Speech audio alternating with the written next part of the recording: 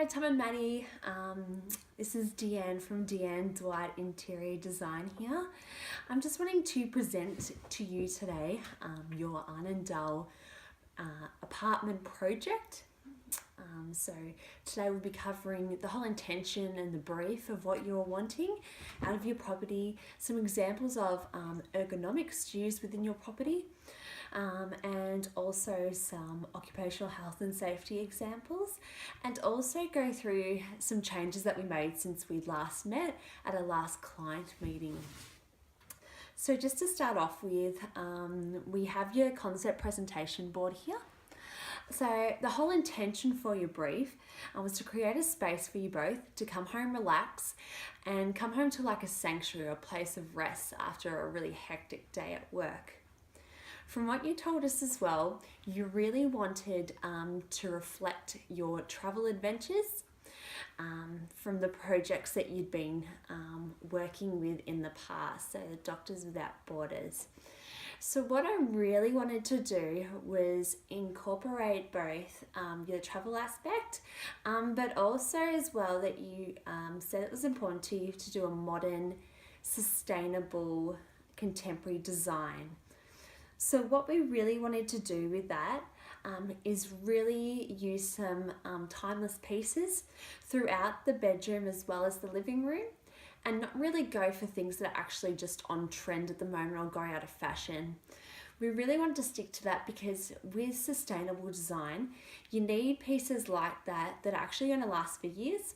So you haven't got this high turnover of once something's in fashion then out of fashion, that you'll be able to, you don't have to change it every time that happens. But with the space that you've got as well, with your timeless pieces and how the layout's done, you can actually be able to move around each of these pieces without it actually affecting the space at all.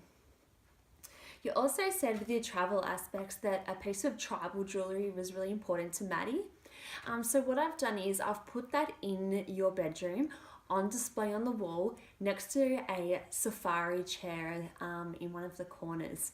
So what I really wanted to incorporate was your the tribal piece as a feature, but yet complementing it with a safari chair that I'm really happy with and looks amazing.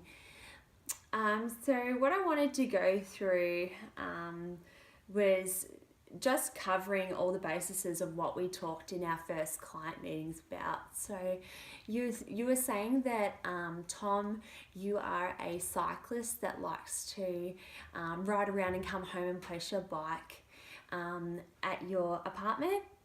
And you were saying based in Sydney that you really wanted to create an urban environment. So when I went to the drawing board, I put together a mood board, and I really wanted to do the concept of wanderlust. So I'll just show you the mood board that we originally came up with.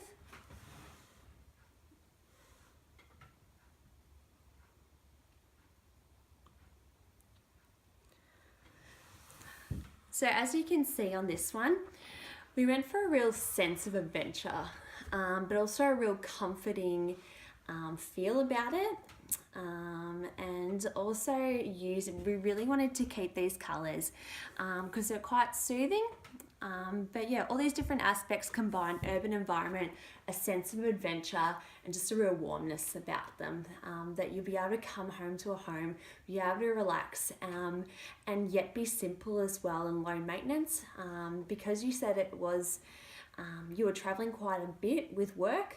We wanted to make sure that everything that was put into your room was done with purpose. So we put little flower plants in your planter boxes in your room as well as the living room. And so when we were looking at what type of plants to use, we were looking at ones that actually didn't need much maintenance at all, so you could leave to go traveling for a month or so and come back and they'd still be alive. So that was really something that was important to me when we were putting it all together, is every item actually had a purpose. So it was either connected to the urban environment that you said or the travel as well, and also your travel souvenirs like your tribal jewellery, to make sure that's all in there as well. Tom also discussed that with his sculptures, he wanted to have them placed around the room. So what I've done, I haven't actually allocated a spot as such. I've just created spaces that he'll be able to adapt and play around with a little bit. So they can range from large to small. So what we've done is we've put storage around the bedroom that actually sculptures can be placed upon. But also in the hallways as well, and in the main living room, we haven't really made anything really tight and cluttered. What we really wanted to go for was an open living layout. So what we've done there is we've made sure circulation has occurred. So circulation means when you are walking around a space, that you're able to be balanced, but also move around really easily between each object. So what we made a point of doing is measuring each item out and actually placing it out of the Meta handbook, which is really important because you need to be able to relax and unwind without worrying about walking into things, and just actually feel balanced at the end of the day as well. An example I wanted to use for our ergonomics here was we needed to make sure that our writing desk slash laptop desk and the chair actually being used as well at that desk was meeting standards of ergonomics. So when we're setting it up, it has to be at a height of 450 to 480 millimeters, and we needed to make sure we did this to meet it. It's not just actually meeting standards when it comes to ergonomics. There's much more benefits to just making sure that it meets it. So what we really need to make sure is that you're actually getting the right support, and when you're sitting down for hours at a time, that you're actually comfortable and it's not actually putting strain on any of your body as well. So we needed to make sure that was all looked after there. I might just go back to the concept board.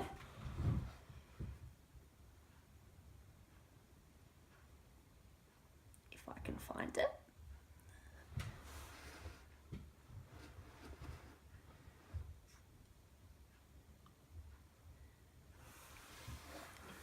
So as you can see, we've got the layout of the room here. Okay, so this is your bedroom, and this is the dining room here. And these are the colours we've kind of stuck to, which reflects the mood board as well. And then we've gone for just an example of the furnishings that we're wanting to use, with a beautiful Mark Tucky warehouse bed at the top there, ranging with some pendants and the safari chair I talked about earlier, and the couches in the living room as well.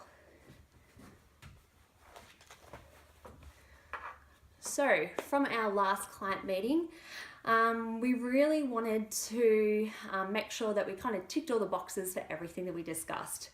So when we talked about our different concepts, you really loved the Wanderlust, which is the mood board I showed you. And so we ran with that one and really just pushed the limits to what we wanted to get out of that concept. So I feel like we've done that. With the use of colour, we actually changed the paint colour, because from the feedback we got, it was quite sterile, not very exciting. It didn't actually reflect what the concept we were going for. So we wanted to reflect the kind of dream sense, which kind of fitted the concept perfectly, and that was lost a bit in this whole environment. So what we wanted to do is really explore that a bit more. So we went for a real moody, deep blue colour in the bedroom. So it is quite a really moody room, but we wanted to make sure that we still had enough light coming in from the windows, which we did, which is really good. So there is enough light coming through there, which means we can decrease the amount of artificial light we're actually using in the room, which is keeping it sustainable at the end of the day, which is good. We also addressed the storage issues.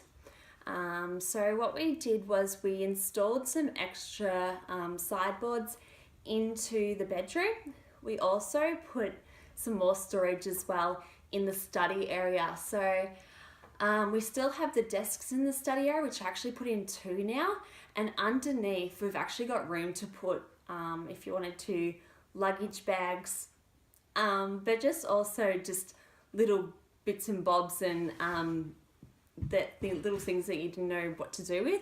There's plenty of space under the desks as well, but also allowing you to feel comfortable when you're actually using that desk. Also as well, we're saying that the dining table looked really tight. So what we really wanted to do is make sure we were making enough space to actually be able to walk around and not feel tight. So what we did, I rearranged the dining table, and so it is in kind of a similar position, but at least you're able to actually get out your chair and be able to move around quite easily, so that circulation is actually in practice there again. We also wanted to make sure from the plans last time that the entry door was actually taken out, but that is back in because we need to make sure that is done. And then, as I said before, storage, you can never have enough. So we wanted to make sure in the bedroom that you're actually going to have enough storage for your Manchester, but also your clothes as well. So with those sideboards we put in, they're quite big that actually can fit majority of your Manchester in there. But it's still simple and it's kind of out of the way when you're walking around the bedroom as well. It's not kind of in your face. So that was really important. Please let me know if you've got any other questions from what I've just gone through. But I hope you enjoy your new space, and I'm really looking forward to hearing your feedback about it. All right, thanks.